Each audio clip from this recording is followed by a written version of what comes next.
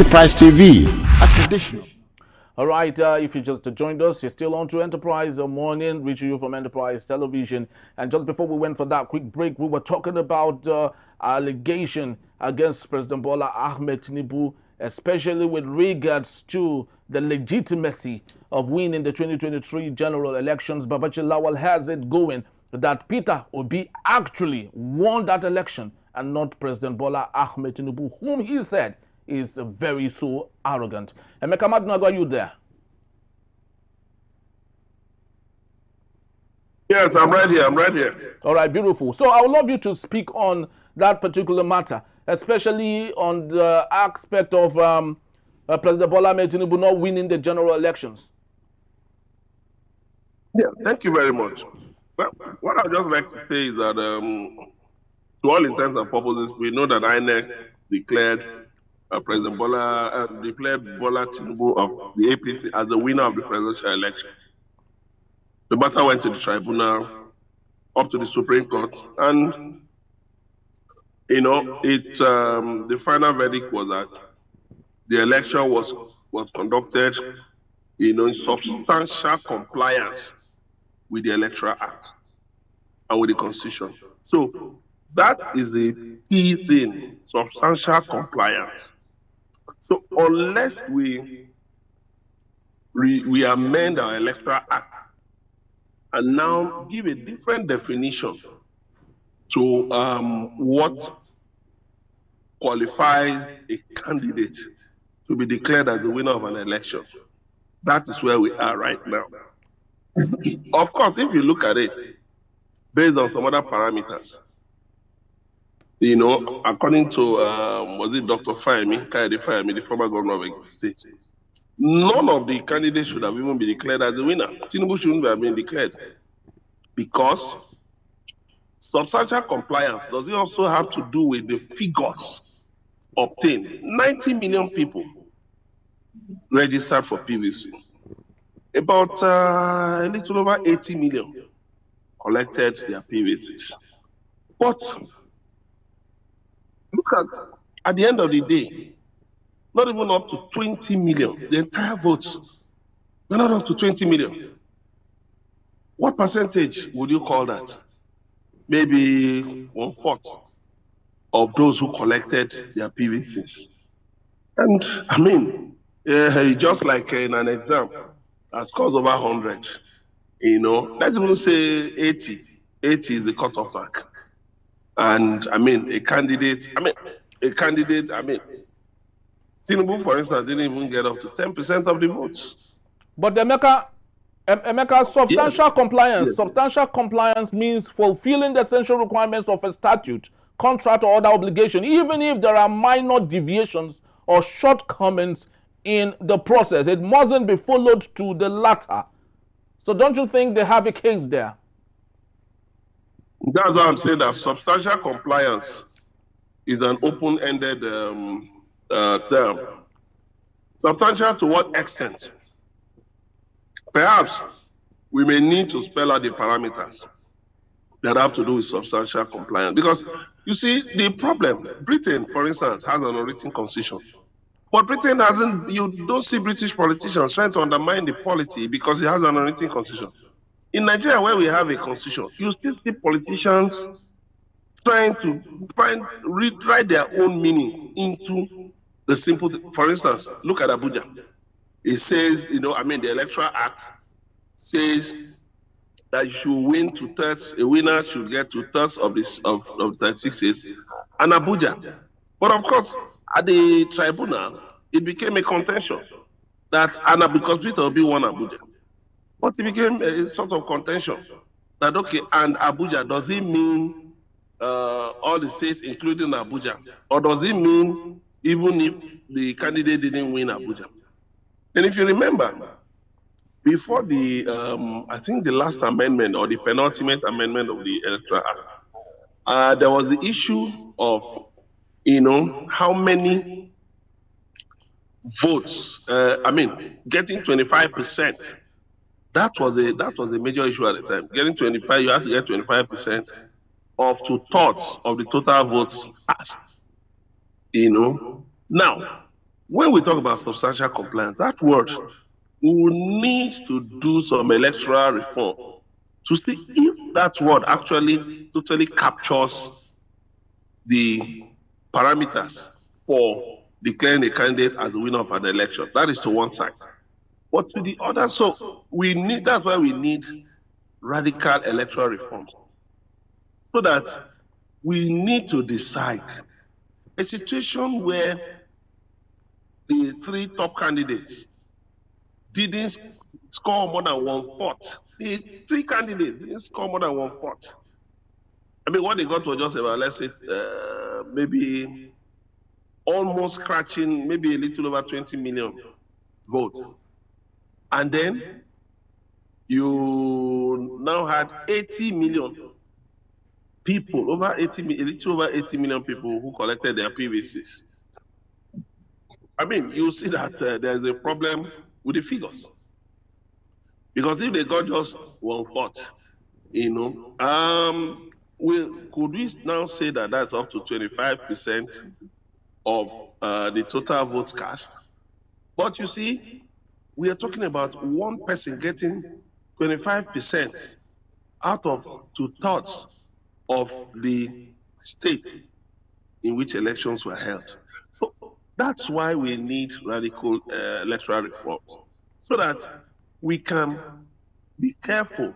We'll be more meticulous about the choice of words, knowing that they will hold very heavy implications. That's the one side. Then coming down to the field, in the report by INEC, I read the report INEC prepared on 2023 elections. I went through the report. And I think the leaders of the political parties should actually go and study that report and then do a proper scientific and forensic perusal of that report.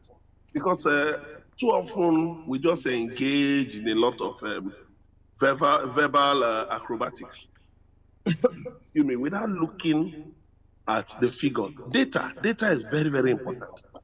In the 21st century, you have to distill information into data so that you actually know what you're looking for, where you should, where you should target.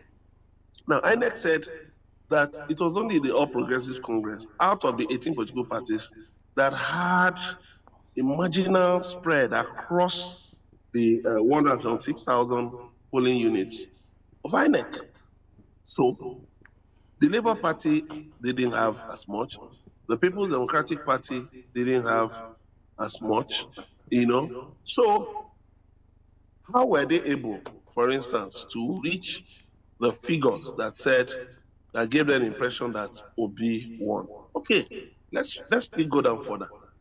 Rotimi Amechi says that Obi won in Rivers State, and from a lot of looking at the evidence, which sadly the Supreme Court and the Appeal Court didn't really consider, and that was a big disappointment because the result in Rivers State was that Peter Obi actually won in Rivers State.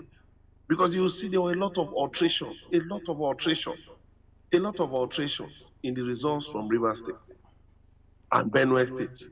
Rivers and Benue were two states that the courts should have looked at dispassionately and perhaps removed from the equation or ordered fresh elections or declared Peter Obi, because you could see there were a lot of things, a lot of manipulations. But sadly, the Electoral Act, unlike when Adams Oshomole was declared the winner of the Edo State governorship election, I think it was in 2008 or so, based on the fact that the courts removed, the tribunal deducted figures that were in contention in the result of the election. Okay, let us remove these figures, these areas that are in contention. Anywhere that was in contention, the court removed it. Anywhere else. So after deducting, removing those votes, the court now said, okay, there should be a recount. And when a fresh count was made, Adam Oshomole was declared the winner. So I don't know why that aspect was removed. Because if there are, like in the last Edo State election, governorship election, of course, there were areas where, there were areas of contention. There were places where electoral results were said to have been tampered with by the electoral officers. But the courts did nothing about that. So that is why I would say that vigilance, eternal vigilance is very, very important. The parties should not just mouth rhetoric, empty rhetoric. They should match it with boots on the ground. They should do a forensic analysis of what the electoral process is all about. Because, for instance, okay, I give you an example of Borno State. Much of the voting in Borno State for some years now has been at the LDP camps. So it's possible to just write any result. Do the opposition parties, do they have a figure, an estimate of how many IDP camps we have in Nigeria? How many people are in those IDP camps? What is the spread of those in the IDP? I'm talking about geographical spread. Where and where do they come from? What is their spread? Because you have IDP camps in different places across the country. So what is the spread of such people?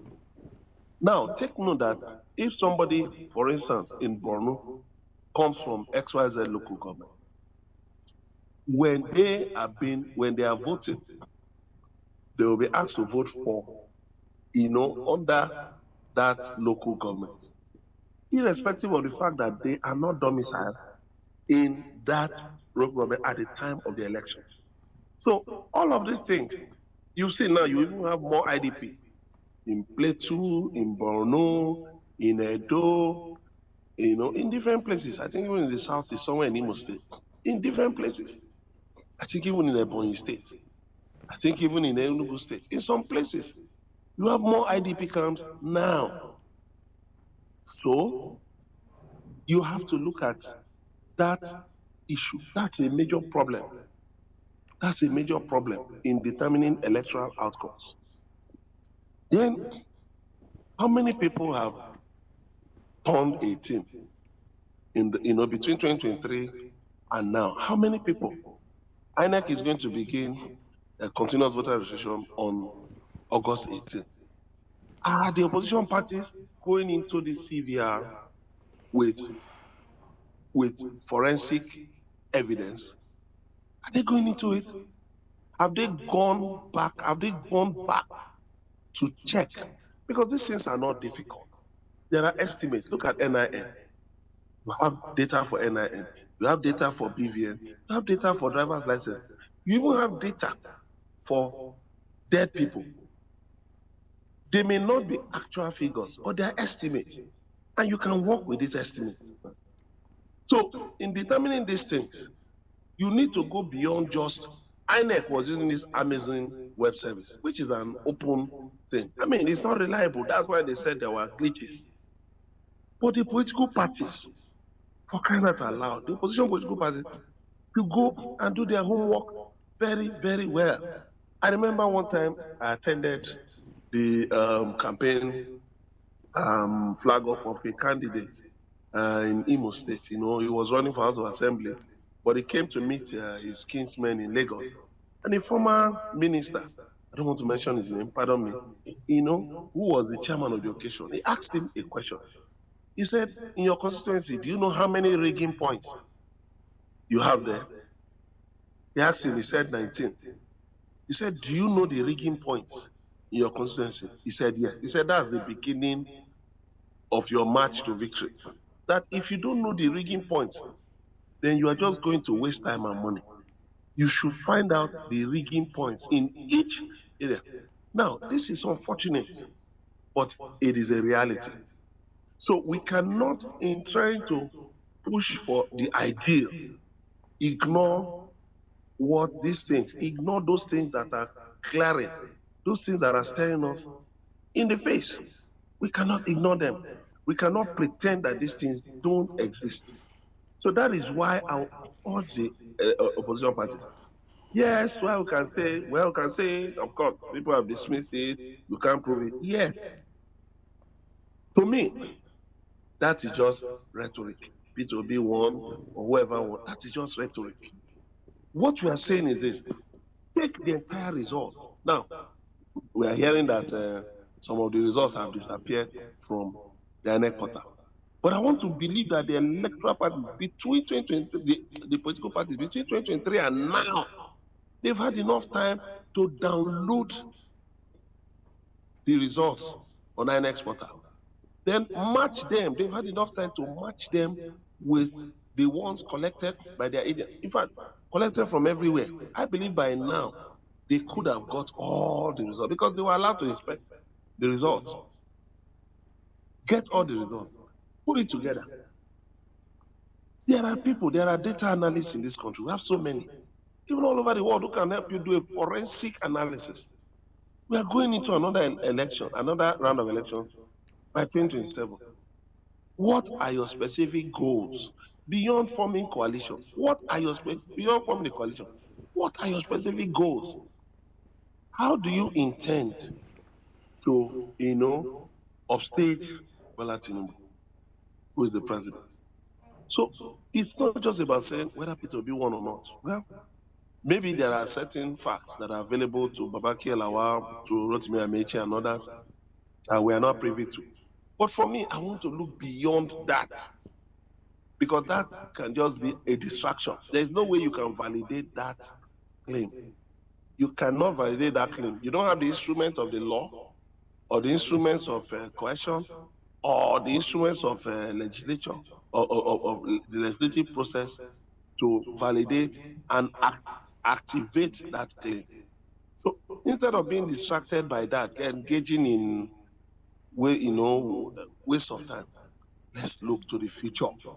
What are we going to push for? The National Assembly right now is doing a review of the Constitution.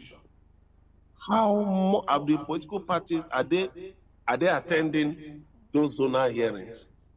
Are they pushing a case? Because all we've been hearing is just a state creation. We need 61 states. That is not the issue. We're talking about electoral reforms. We're talking about an electoral act that does not sufficiently address the challenges we have in our electoral process. We're talking about a constitution that needs, that everyone agrees needs to be reviewed holistically. So I think we should not allow that to take much of our time, so that we can recalibrate. The political parties can recalibrate their processes. The media too should recalibrate. But sadly, the Nigerian media promotes a lot of mediocrity. I say this without sense of responsibility. Some of the stories we pursue, some of the things we dwell on, Peter Obi will bring alcohol to the north. Peter Obi, those things are not, you see, those things are just nursery rhymes. We have more serious issues. And you're saying this one, every day you look for Reno mockery, you look for all these characters. That is not the issue. Your job as the media, the fourth estate of the realm, has captured in Section 22 of the 1999 Constitution as amended, is as a watchdog to hold politicians accountable, to drag their feet to the fire and keep it right there. That's our job. Our job is not to act as sounding board, for politicians. No, that's not our job. But too often, because of course, there's money to be made, advert, sponsorship, and all of that, patronage, and then we overlook our duties as agenda setters, as people who should hold politicians accountable. Thank you. So very well said, Emeka. You had going on so many things there, very so important. Recalibrating everything, especially from those in the opposition, the media, lots of people recalibrating. But the question is, how much of recalibration can we do when we cannot correct a wrong that had been done? Babachir Lawal had brought forward a very important allegation that I think, even if the Supreme Court had done what it is supposed to do, substantial compliance had been stated as the reason why President Bola Tinubu had won the 2023 general elections. The question is, if votes truly do count in Nigeria, then all the recalibration would work. But in a situation where votes do not count in Nigeria, literally, how much of calibration can really correct the wrongs of the past? Yeah, sorry, with due respect, let me correct an impression Yes, please. that votes don't count. Let me correct the impression that votes don't count. If the votes didn't count, they wouldn't be paying for it. They wouldn't come and come to the polling booths and tell you, see and buy, engage in what they call see and buy. That is when you vote for a political party, then you just tilt your ballot paper slightly so that they can see that you voted for them. Then you go to somebody who will give you some money.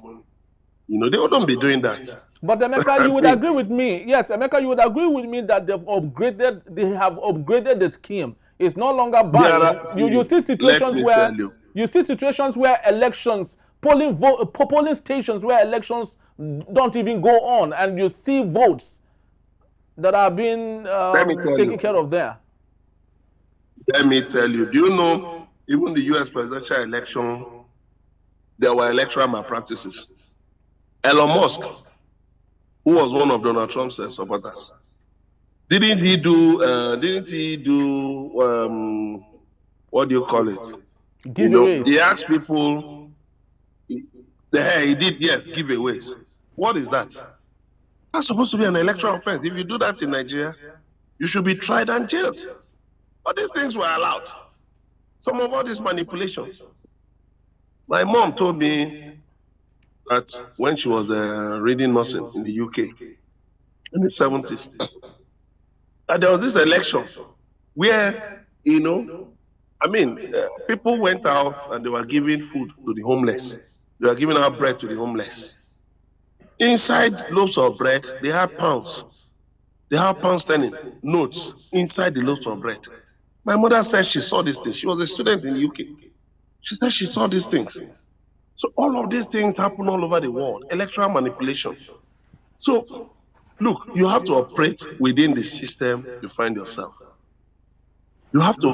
That's why I said that a part of the calibration has to do with getting the figures. One, two, getting involved in the constitutional amendment process, the ongoing zonal hearings.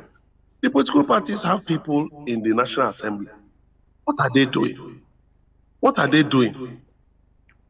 Are they just preoccupied with issues of Natasha, budget padding, and all those tangential issues? The real issues are there. How are they pushing the interests of their constituents? All you see is just defection. People defecting without principle. They don't know that they are hurting themselves. Because the best interest of your people will not be served when you trade the electoral mandate for a morsel of bread, like Judas Iscariot, or for a mess of porridge like Esau in the Bible. What we need, there are a lot of issues demanding legislative oversight, legislative scrutiny. Look at words. Okay, let me give you another aspect. Look at words. How many words do we have in Nigeria? Some states have a wide coverage in terms of words. That's why you have more states, more local governments, sorry, in the north and the south, because they take this issue of delineation of constituencies very seriously. Now, the issue is ongoing now, delineation of constituencies. What are political leaders doing here and there at the local level? What are they doing to ensure to ensure that their interests are captured in the delineation of constituencies? So all of these things count. All of these things are very, very important. So when I talk about recalibration, I mean looking at the entire process and subjecting it to rigorous assessment so that you can get a handle on the electoral process and push your agenda. Thank you. Thank you so very much, Emeka. Let's look at other matters, especially with regards to what Babachir Lawal has said.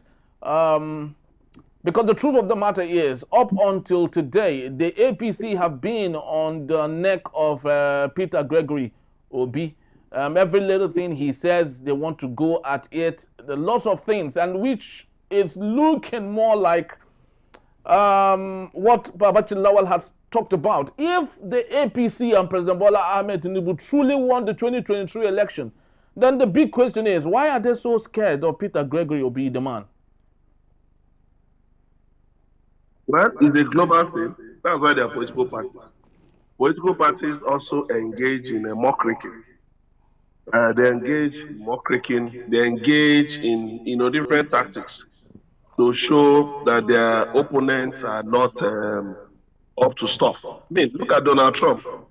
He regularly pillories the Democratic National Convention. The other day he was saying that Obama, one of his predecessors, Barack Obama, should be tried for treason. Hillary Clinton, a former U.S. Secretary of State, should be tried for treason. He's been saying all kinds, sounding off, making allegations without even providing proof. That is the nature of politics, sadly, all over the world. But the point is this: even as they are hitting at it to be, he should hit back. You see that his followers are really hitting back on social media and here and there. And that is why you have to have an interest in the media. You must be invested in how the media operates. You don't just sit back and be expecting that the media will do all the work for you. You need to speak. You need to push out your narratives. We have AI now, artificial intelligence, and a lot of people, more and more people are depending on AI. The AI is gaining traction in the media. So push your narratives online. Push your narratives online. Instead of just talking about how Peter Obi won, show how he won. Put it on the internet. So that when people research this thing from around the world, they see your narrative. They see your narrative. Push it as you are saying it, as you are sounding it, also push it. So that you have access to millions of people around the world who are not even Nigerians. But people who one way or the other can influence policies about Nigeria in their countries. You've got to really be serious. You've got to really be serious. Politics is not, it's not a tea party. It's a very serious business. And like one of my former bosses would say, we can't be lamenting our failures. We must make sure that we don't just talk about efforts, but results. And that is why Peter B, he has to, look for the best he can get, in terms of publicists, people who represent his interests, even in the media.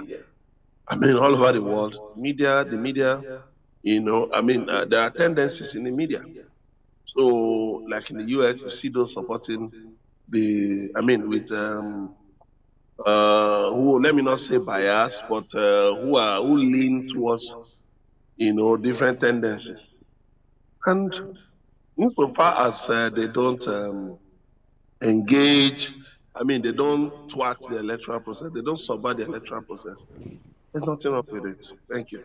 Thank you so very much, Emeka. We can go on and on and on, but it is becoming more interesting as days run by on the revelations that are coming up now and then. Unfortunately, like I said in my at a particular point, that sadly, former President Muhammad Buhari is no longer here with us to equally state some of the things he has seen, especially going by the 2023 general elections.